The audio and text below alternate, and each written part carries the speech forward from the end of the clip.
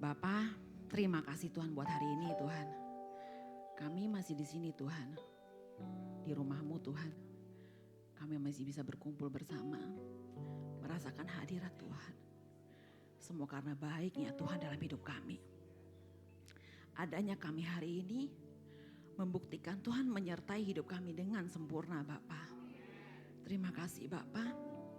Bapa, tiba saatnya kami mau duduk diam dengar firman-Mu Tuhan. Bagi setiap kami Tuhan, pribadi lepas pribadi Tuhan, Engkau jamah, Engkau lawat Tuhan, dengan cara-Mu Tuhan. Bapa, kami mau pulang membawa sesuatu Tuhan, yang asalnya cuma dari Tuhan.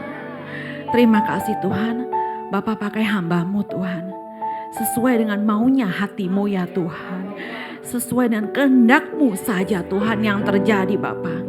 Kami serahkan semua dalam tangan Tuhan. Siapkan hati kami Bapa. Terima kasih Bapa. Dalam nama Yesus kami berdoa. Haleluya. Amin.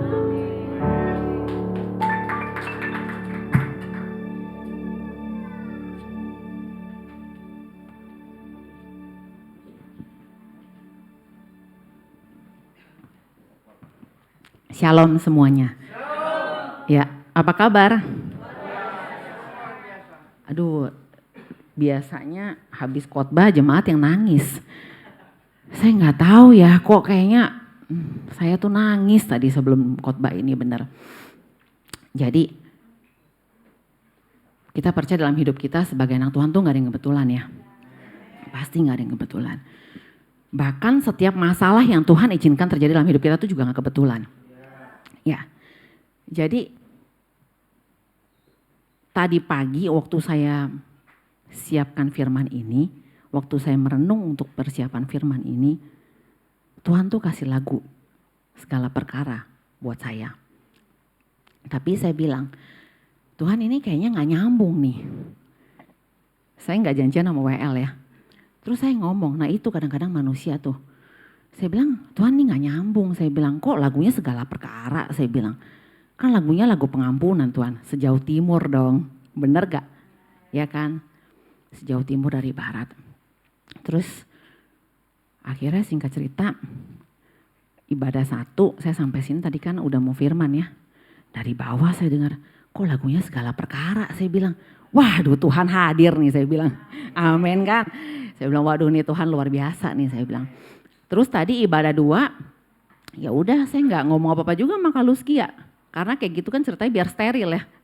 Iya kan, nggak ada janjian, nggak ada, kalau kata orang nggak ada antara saya dengan kamu gitu kan. Nggak ada. Tapi ini opening ya, kebetulan ada miss antara saya dengan Mulmet. Tapi ya ternyata lagunya itu lagi saudara-saudara. Dan itu yang saya bilang, itu membuktikan Tuhan hadir. Ya, jadi dalam bulan ini kita udah sama-sama belajar tentang, kok jawabnya ragu-ragu sih? Ulang lagi deh Pak, dari minggu pertama. Pengampunan ya. Oke, jadi semua udah mengampuni belum? Puji Tuhan, haleluya. Puji Tuhan, haleluya. Oke, jadi gini sebentar ya.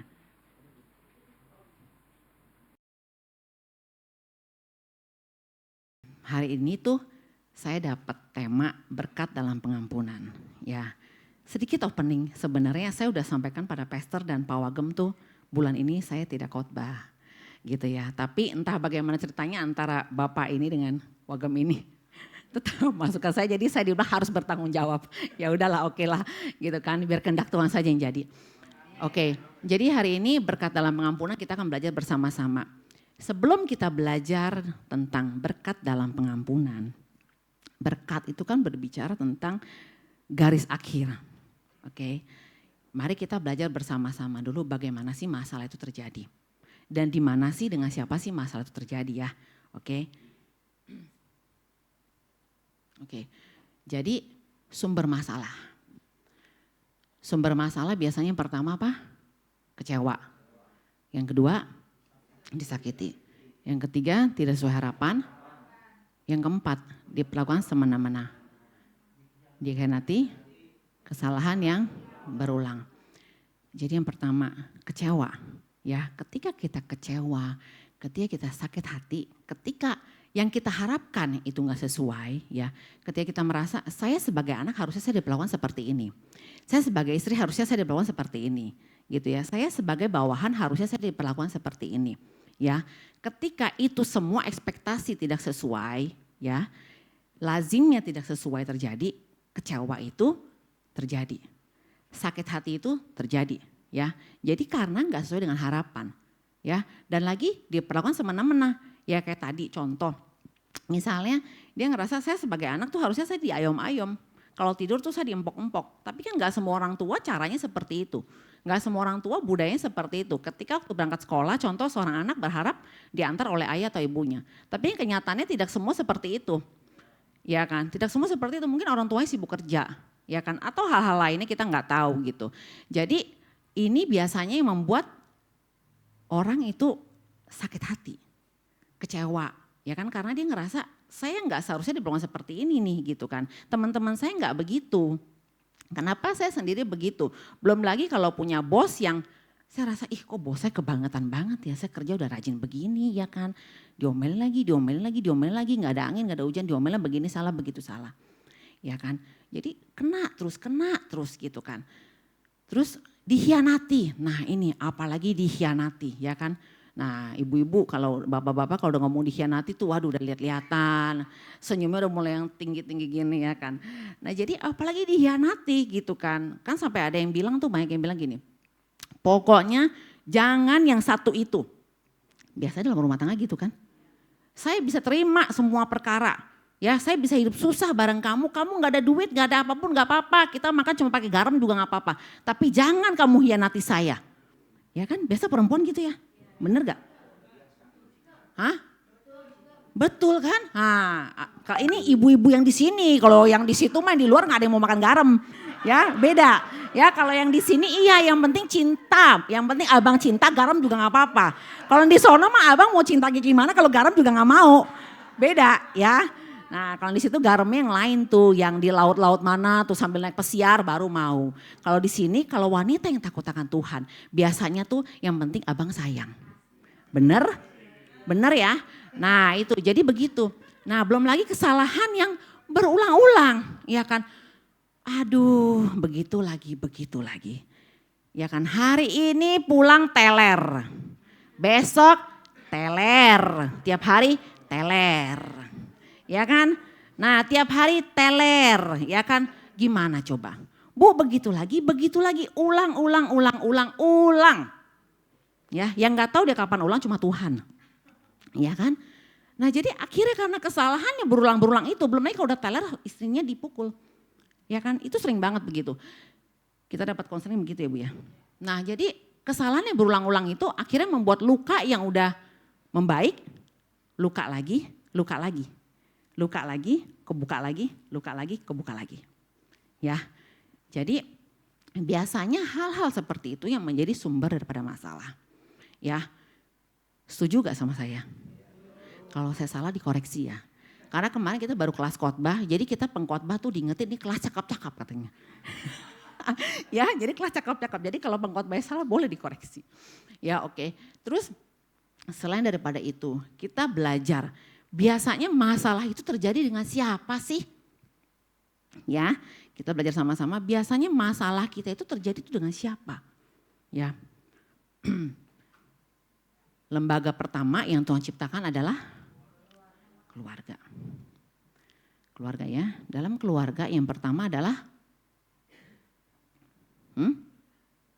masa ayahnya sendirian Bu? Ayah. Pak Roy, Bapak yang pertama katanya. Bu, Pak berarti tunduk. Ayah dan ibu. Ya. Oke, jadi kita bahas satu-satu ya. Pertama ayah dan ibu tuh, ya kan, habis ayah dan ibu, orang tua dengan anak, ya kan. Lalu siblings, ya. Nah, pertanyaan saya, sumber masalah terbesar itu dalam lingkungan ini atau di luar?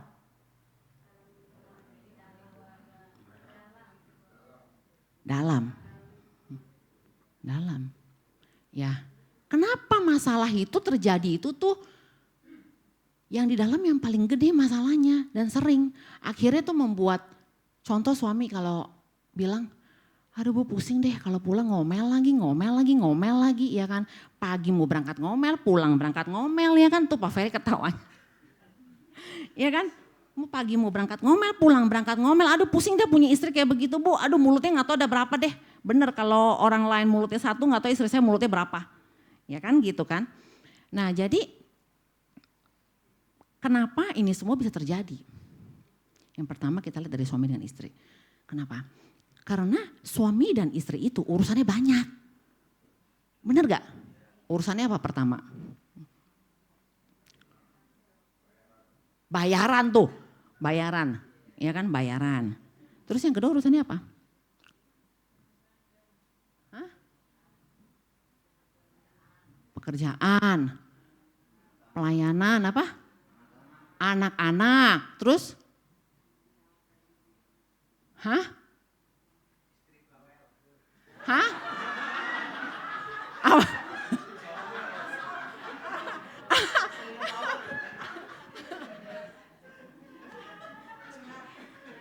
Habis ini konseling penuh. Apa Pak? Istri bawel, oke Pak, oke. Pak gak apa-apa yang penting terbuka Pak, terbuka. Kan terbuka daripada pemulihan. Pak mendingan terbuka di gereja Pak. Daripada tempat lain Pak ya. Ya, terus istri bawel, apalagi? Nah, hah? Jadi suami pelit. Hah tuh, istri-istri mulai bersuara, suami pelit. Ah kan, ayo. Iya kan? Jadi itu istri yang saya ingat ya. Ini kayak kelas cerdas cermat nih. Apa tadi dari sini bayaran. Pelayanan, istri bawel, suami pelit. Hah? Tangkas. Nah, oke. Jadi, nah itu. Ini kita bahas masalah suami istri. Ada 5 menit gak? Pertanyaan saya nih, saya nanya nih sama satu ruangan, ada 5 menit gak? Enggak, saya nanya ada 5 menit gak? Hah? Enggak ada. Ini timekeeper, saya percaya jadi timekeeper. Enggak ada. Enggak ada aja udah banyak yang disebut. Bener gak? Apalagi yang kalau nanti ini udah pulang ya kan. Pagi ketemu pagi, malam ketemu malam, lu lagi. Ya kan? Ya kan, yang gak ada juga dicari-cari lama-lama. Bener gak? Ya kan? Nah jadi karena seringnya komunikasi itu, karena intensnya pertemuan itu, karena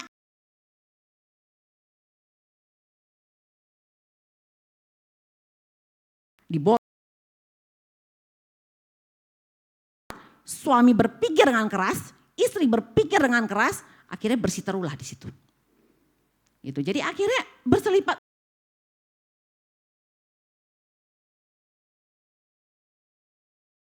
Tapi memang 5-6 persoalan tadi yang kita bahas, yang hanya kurang dari 5 menit tadi kita bahas, maksud saya, ngerti ya?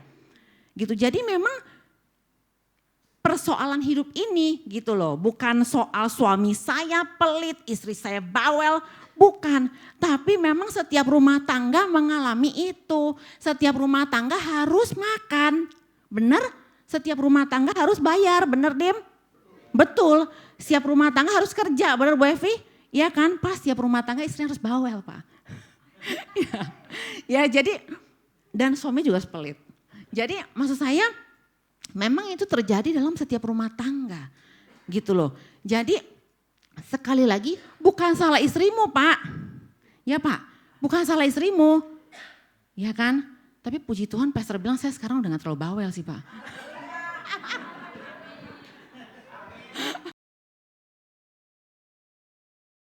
Udah banyak kan ngadunya bos di atas kali. Ya, jadi sampai mana tuh ngeblank deh tuh ngeledek si bapak. Jadi maksud saya ini memang persoalan dalam setiap rumah tangga sekali lagi gitu loh. Jadi bukan salah istri bapak, bukan salah suami ibu, atau bukan salah yang si bayaran lain-lain ini. Tapi memang ini adalah persoalan kompleks dalam rumah tangga. Yang sekali lagi saya bilang ibaratnya ini kantor kalau kita bilang ya. Bosnya siapa? Bener gak? Bosnya ya berdua, memang kepala suami tetap ya, kepala suami. Tapi istri juga harus mikir. Tadi kita bicara apa? Kantong apa? Pak kantong tipis apa? Kantong tipis tanggung bulan apa istilahnya? Kantong tipis tanggung bulan. Coba saya tanya beban siapa? Hah? Suami. Pak kalau suami dong besok istrinya saya ajak belanja loh Pak. Suami istri benar. Jangankan Bapak Ibu bilang begitu, saya juga benar. Kalau pastor lagi ibaratnya mepet, saya juga ikut mepet. Iya enggak, kalau pastor lagi lega, saya juga ikut lega gitu loh. Jadi sama, karena beban yang ditanggung bersama ini akhirnya sekali lagi saya bilang membuat suami dan istri itu berpikir secara keras untuk masalah ini selesai. Akhirnya membuat masalah ini terjadi nih. Ngerti ya mas saya? Akhirnya bersiteru kan. Papa sih begini, mama sih begini, ya kan? Menurut saya begini, ya kan? Jadi bersiteru. Nah, karena hal-hal seperti ini kita jadi udah harus sadar. Ya, sadar dalam arti saya bilang kenapa? Hal-hal seperti ini kan membuat cekcok dalam rumah tangga. Betul apa betul? Betul. Setuju apa setuju? Setuju ya? Nah, di rumah tangga cekcok nih. Kan? Pergilah si suami kerja. Ketemu rambutnya panjang, wangi, ya kan, bajunya rapi. Kalau ketemu pagi Pak, ya kan, waduh adem nih. Gimana kabarnya Pak, ya kan, makan siang bareng, ngobrol bareng, ya kan. 1 hari nggak apa-apa, 2 hari nggak apa-apa, 3 hari mulai mikir, beda ya. Kalau sama istri saya mah berantem mulu. Kalau ketemu, Pak udah ada duit belum? Listrik mau bayar. Kalau ketemu, Pak token udah bunyi. Bunyi lagi ya kan. Belum lagi kalau udah akhir bulan, masaknya tempe mulu ya kan. Kalau yang di sono kalau ketemu makannya Kentucky. Ya kan namanya promosi ya kan, beda ya kan. Mau gimana juga, mau pinjol juga Kentucky. Bener gak? Ya kan? Nah terus beda ya, kalau ketemu dia, wangi tuh bling-bling kayak Luskia. Iya kan, beda kan, bener gak saya ngomong? Bener apa bener saya ngomong? Wah mulai deh bandingin. Udah deh cepetan deh pergi dah, ketemu kan, lebih happy. Ngerasanya apa? Bahasa dibungkusnya dengan rohani, sukacita. Padahal mah bukan sukacita, ya kan duka cita. Nah terus dengan adanya itu akhirnya timbullah persoalan lain yang mulai masuk ke dalam rumah tangga, pengkhianatan. Ya, jadi hati-hati di sini iblis tuh bekerja loh. Iblis tuh bekerja. Padahal saya tanya, kita jujur deh. Kalau hal 5, 6 tadi yang kita bahas yang soal cicilan, soal pekerjaan, soal istri bawel, soal ini itu semuanya. Kalau kita taruh ke si rambut panjang terjadi juga gak perkara yang sama? Sama. Mau ganti kriwil, kribo, panjang, pendek, mau bagaimana juga terjadi. Hello, suruh bayar cicilan sama aja. Bener gak? Sama. Ya, jadi maksud saya, ayo dong. Di sisi saya berharap nih, jemaat semua kita harus berpikir yang cermat. Pikir tuh yang istilahnya yang kita harus sadar nih, iblis tuh bawa kita tuh kemana. Tipu muslihatnya tuh di sini muter, udah muter di sini dibawa di sini ngalun ya kan. Kalau kemarin ngobrol sama dokter Petra, kopi halu dari Gunung Halu katanya. Iya kan mulai tuh, akhirnya jatuh dalam dosa. Iya kan, padahal sebenarnya kan perkaranya itu, pokoknya itu bukan salah istrimu Pak. Bukan juga salah suamimu Bu. Tapi memang masalah dalam rumah tangga. Jadi mau di rumah siapapun, mau di tangga manapun tetap aja masalah rumah tangga ini ada. Ya, jadi memang sudah pasti akan terjadinya itu lebih intim, lebih intens dengan orang yang paling dekat. Oke, setuju sama saya sampai sini? Setuju ya. Lalu yang kedua, yang tadi Lalu yang kedua, nih anak dengan orang tua.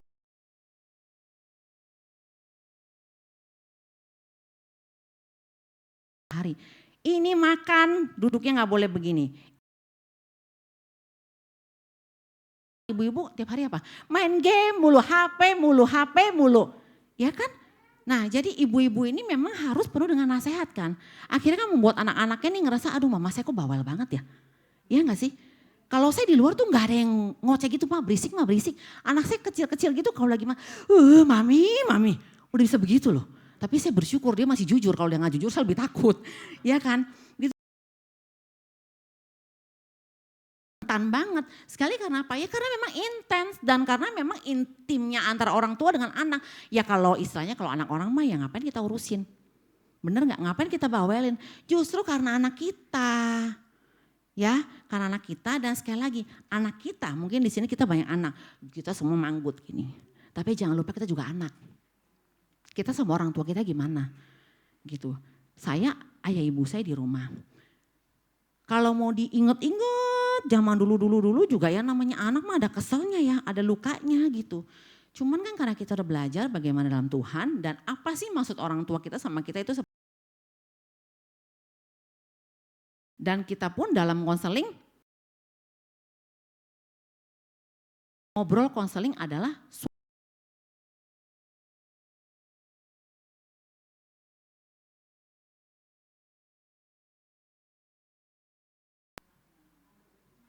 anak dengan anak artinya kakak adik. Kakak adik. Ya kakak adik itu aduh rentan banget deh. Ya gimana gak rentan, sekali lagi. Ibaratnya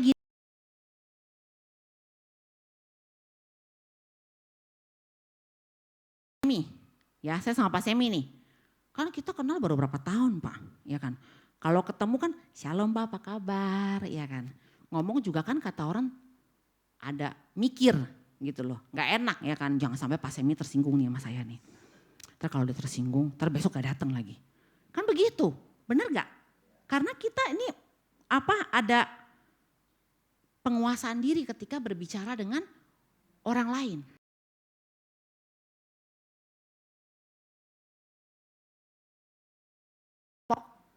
Karena apa? Kakak adik. Istilahnya bahasa kita baru gini udah papok-papok aja udah tahu. Gitu loh. Nah jadi maksud saya memang karena keintiman dan karena hubungan yang begitu dalam ini akhirnya membuat sibling ini juga rentan. Bukan lagi rentan, saya rasa rata-rata kakak dengan adik mah ada masalah deh. Bener gak sih? Ya kan tadi pagi juga Pak Sivan juga cerita tentang kakak adik. Rata-rata kalau kita dengar kan Bu bener ya kakak adik, ibu dengan anak, suami dengan istri. Pernah gak ibu terima konseling? Dengan ini misalnya hansip di komplek. Pernah Bu, shalom Bu, saya mau konsul nih Bu, saya mau konseling udah gak tahan nih, udah gak tahan. Begitu ketemu Bu, hansip di kompleks saya ibu tahu gak Bu, ngeselin banget. Pernah gak Bu? Ah udah selesai, gak ada yang begitu ibu bapak, gak ada gitu, gak ada. Pasti apa? Kalau gak suami saya, istri saya, kakak saya, orang tua saya.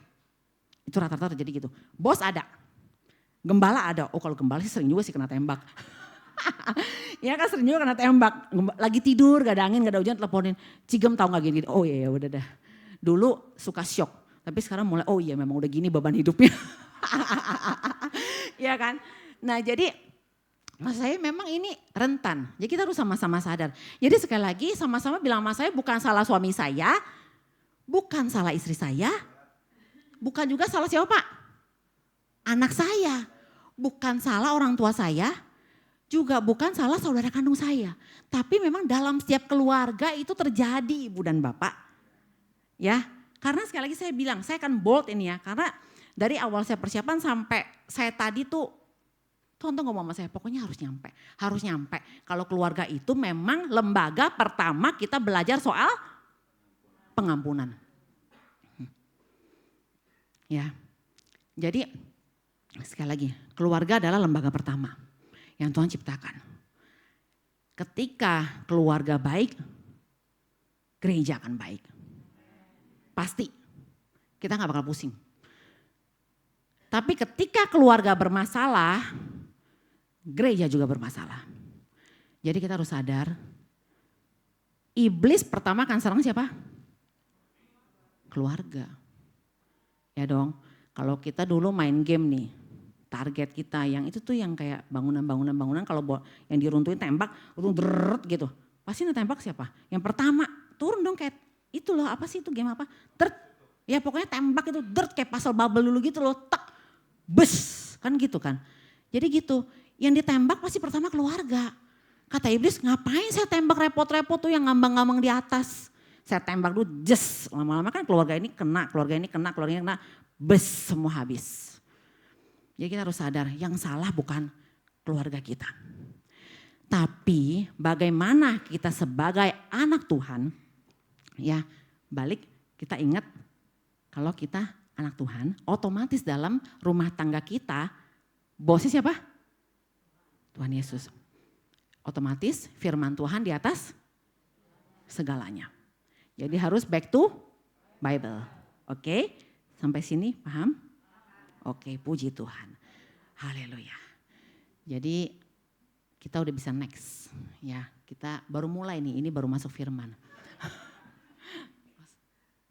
Oke, ini agak panjang tapi kita harus baca bersama-sama ya.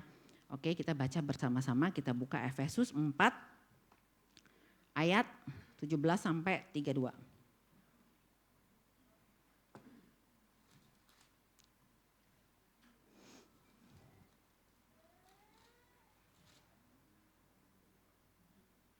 Oke.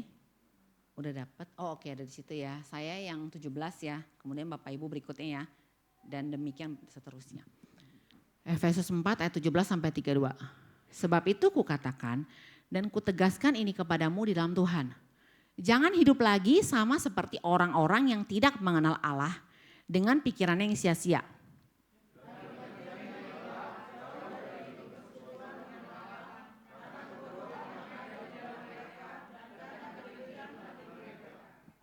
Perasaan mereka telah tumpul sehingga mereka menyerahkan diri kepada hawa nafsu dan mengerjakan dengan serakah segala macam kecemaran.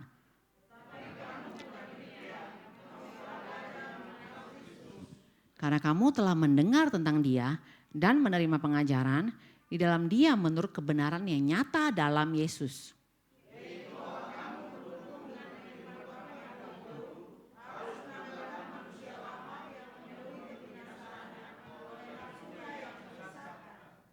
Supaya kamu dibaharui di dalam roh dan pikiranmu.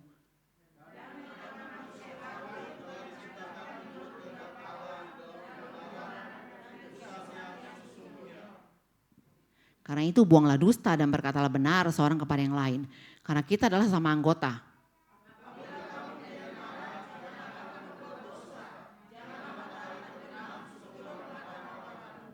Dan janganlah beri kesempatan kepada iblis.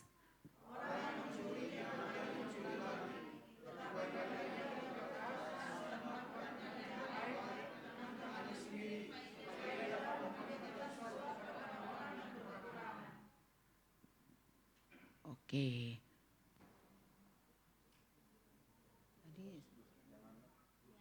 Saya berapa? 29 ya. Janganlah ada perkataan kotor keluar dari mulutmu, tetapi pakailah perkataan yang baik untuk membangun. Di mana perlu supaya mereka yang mendengarnya beroleh kasih karunia.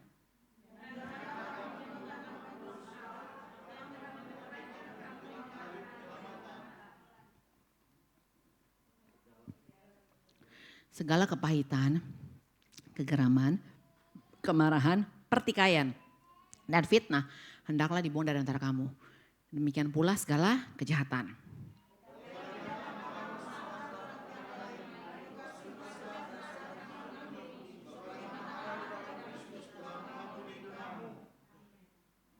Amin. Oke. Ini semua pasti udah pernah baca firman-Nya ya. Oke. Jadi yang saya mau tegaskan di sini adalah apabila kamu menjadi marah, janganlah kamu berbuat dosa. Ya, janganlah matahari terbenam sebelum padam amarahmu dan janganlah beri kesempatan kepada iblis.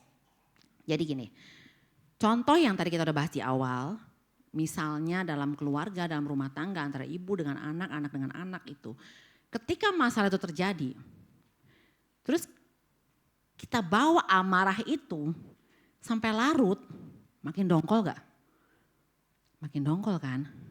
Makanya kan dibilang jangan sampai matahari terbenam. Itu istilahnya satu perumpamaan yang intinya tuh jangan disimpan amarahmu. Ya, jangan disimpan amarahmu. Jadi dulu kita pernah dapat jemaat tanya gini. Jadi kalau kita berantem malam, pokoknya kita harus begadang sampai selesai. Jadi sebenarnya bukan itu yang firman Tuhan maksud. Lebih kepada jangan disimpan amarahnya gitu loh. Jangan lama-lama cepat selesai gitu loh. Karena gini, matahari sini sama matahari sono kan beda. Gitu loh, kalau berantemnya gini, seumpama saya di sini, pastor misalnya lagi di mana ya, di Eropa gitu misalnya. Waduh sini baru terbit, sono udah terbenam misalnya gitu ya. Atau sono baru terbenam, di sini baru terbit, pokoknya begitu-begitulah. Jadi bukan soal mataharinya bapak di mana, ibu di mana. Nanti istrinya bilang saya gak mau tahu, pokoknya matahari saya mau terbenam di sini. Iya kan, karena saya mau taat sama firman, pokoknya dengerin saya ngomong, boom, makin berantem. Ya kan, di situ udah ngantuk, udah capek, ya kan, belum lagi kalau dikejar kerjaan. Gak bisa begitu. Jadi bukan tentang mataharinya. Tapi taatnya itu jangan simpen lama-lama marahnya.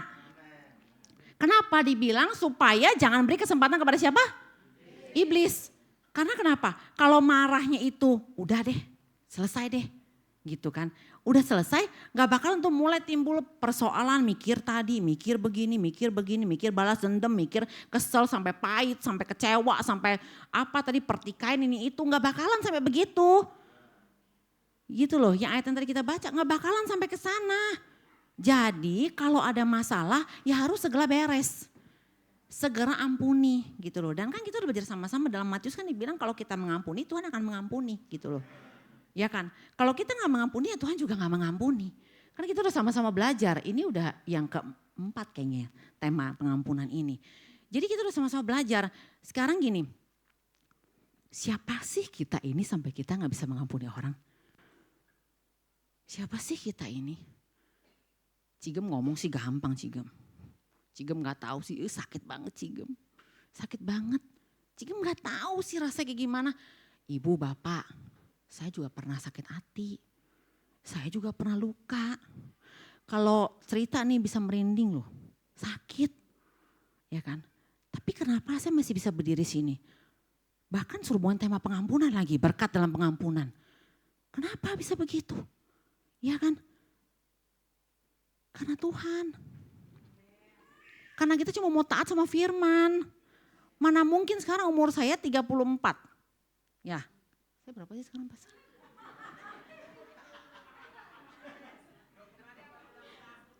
Tuh jemaatnya ingat kemarin baru ulang tahun Bu. Saya sih jujur sampai udah gak ingat sama umur sendiri. Berapa sih? 37? Tuh jemaat yang tahu saya 37 tuh. Nah makasih ya Bu ya, berarti mencintai gembalanya. Ya puji Tuhan. Nah jadi gak mungkin dong selama perjalanan hidup saya 37 tahun saya gak pernah sakit hati dong. Iya gak sih? Gak mungkin dong saya selama jadi anak saya gak pernah sakit hati. Gak mungkin dong saya gak pernah sakit sama anak saya, sama orang tua saya, sama kakak saya semua gak mungkin dong. Sama suami saya, even gembala pun gak mungkin saya gak pernah sakit hati. Ya, saya harus ngajar di sini apa adanya. Gitu. Karena apa? Sekali lagi saya bilang bukan salah si bapak, bukan salah si ibu, bukan salah siapa-siapa. Tapi ini hidup. Ya, di setiap rumah tangga sama. Jadi ketika itu ada terjadi, ayolah. Tidak ada tawar-tawaran. Kembali pada firman. Sakit banget. Tapi kalau bahasa Inggrisnya bilang no choice. Ya, no choice. Kalau bahasa Inggrisnya lagi who am I? Siapa sih saya ini Tuhan? Kok sampai Tuhan ngampunin saya, tapi saya gak ngampunin orang. Bahkan dalam doa Bapa kami kan bilang ampuni kami seperti entar kalau Tuhan pakai ukuran yang sama, Tuhan bilang gak bisa nih, udah kebangetan banget nih satu orang nih. Saya udah gak bisa lagi sama dia nih. Karena biasanya dalam konselnya begitu. Waduh ibu gak tahu udah kebangetan, saya sih pokoknya gak lagi deh bu. Saya gak lagi deh bu, gak bakalan saya. Pokoknya sampai mati saya gak bakal ampuni orang ini. Ibu gak tahu aja. Nah kalau Tuhan pakai ukuran yang sama gimana kita? Gak bisa. Dan kalau Tuhan izinkan masalah itu terjadi, nanti kita akan belajar ada berkat daripada pengampunan buat kita semua. Ya. Bukan saya gak ngerti, bukan juga dibilang Bu Gembala kejam. Atau Bu Gembala sombong, sok-sokan bisa mengampuni. Oh enggak, saya juga belajar dalam proses pengampunan tuh berdarah-darah ibu bapak. Nangis itu berlutut dari hadapan Tuhan tuh, benar. Wah kalau udah lagi sakitnya sedihnya tuh cuma bisa nangis teriak. Bener, nangis tengah malam bangun berlutut, nangis tengah malam berlutut. Gak bisa yang lain. Jadi cuma jalani bersama Tuhan. Ya, karena apa? Ini firman Tuhan. Kalau Tuhan berfirman pasti kita mampu. Tapi harus bersama Tuhan. Ya kalau nggak sama Tuhan ya nggak mungkin. Kalau nggak sama Tuhan jangan firman Tuhan dong. Kan gitu pasangannya. Kalau mau taat firman pasti harus andalkannya siapa? Tuhan. Ya ngerti sampai sini ya. Oke, next. Aduh 5 menit. Next. Ayo cepetan. Oke, berkat pengampunan ngebut ya ngebut. Buka kupingnya dulu. 1, berkat pengampunan kesehatan. Kalau kita nggak mengampuni yang pertama jadi apa? Stres. Kata orang tahu nggak orangnya snewen? Snewen salah dikit. Gitu kan. Ya kan salah dikit gitu ya. Salah dikit kena, salah dikit kena. Terus tuh si ibu tuh ngerti banget tuh ketawanya lebar banget. Terus toksik dalam tubuhnya jadi racun. Karena ketika kita benci, ketika kita kesal, ketika kita marah tuh akan mengeluarkan racun dalam tubuh.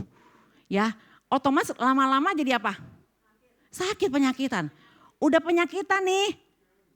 Gimana yang susah siapa? Sendiri yang susah. Memang sih ada BPJS yang bayarin. Tapi kan BPJS bayarin gak bantu nanggung sakitnya. Iya kan? Jadi sekali lagi apa? Yang sakit diri sendiri. Oke? Jadi dari sini kita tahu mengampuni itu buat kita atau buat yang menyakiti kita? Buat kita. Yang menyakiti kita itu urusan dia sama Tuhan. Ya, sampai sini ngerti ya? Jadi buat diri kita sendiri, yang pertama. Yang kedua, kualitas kehidupannya lebih baik. Yang satu berpikirnya lebih jernih. Yang kedua, outputnya lebih baik. Yang ketiga, menikmati tiap momen. Yang keempat, sosialnya dengan orang lebih baik. Kelima, damai sejahtera dan kebahagiaan. Jadi gini, ini saya simpulkan ya. Saya simpulkan karena udah tinggal 5 menit. Yang pertama, contoh kita dalam bekerja. Atau contoh kita dalam bersosialisasi apapun. Kalau kita nggak ada beban tong sampah yang dibawa di sini, kita ngomong sama orang lebih enak gak? Mikir lebih tenang gak? Ya kan? Hasilnya yang keluar juga lebih benar. Tapi kalau emosi, mau bener mau salah juga bawaannya senewen. Udah bawaannya senewen, bawaannya curiga sama orang. Dia begini salah, dia begitu salah. Pokoknya kayaknya semua orang jahat gitu di mata dia. Ya, itu ya yang kita sama-sama belajar. Terus Alkitab kan bilang, kita juga akan memperoleh kebahagiaan ya dalam Mazmur 119 karena apa? Karena kita taat sama firman Tuhan. Ya, jadi kalau kita taat kita pasti bahagia, begitu kata firman ya, bukan kata saya, kata firman. Terus memperoleh damai sejahtera. Ya, damai sejahtera itu nggak bisa dibeli Ibu Bapak. Mungkin kita cuma akan berpikir, wah kalau saya banyak uang saya bisa jalan-jalan ke sini ke sana, tapi kalau nggak ada damai juga percuma Ibu Bapak. Ya, damai sejahtera itu nggak bisa dibeli. Damai sejahtera itu asalnya hanya daripada Tuhan. Ya, oke. Oke, yang ketiga, hubungan yang erat dengan Tuhan. Dengan kita mengampuni, karena kita mentaati dan perintah dan kehendak Tuhan, otomatis kita pasti punya kehidupan doa yang lebih baik. Karena tadi kan tidak ada lagi pembatas dosa antara kita dengan Tuhan. Ya kan, otomatis Tuhan juga akan menjawab doa kita. Ya kan, karena apa? Dengan kita berusaha taat yang tadi menanggalkan semua sakit hatinya kita yang benar-benar susah itu untuk ditanggalkan, otomatis ada pengorbanan kita untuk mentaati firman Tuhan dengan segenap hati. Kira-kira Tuhan perhitungkan enggak?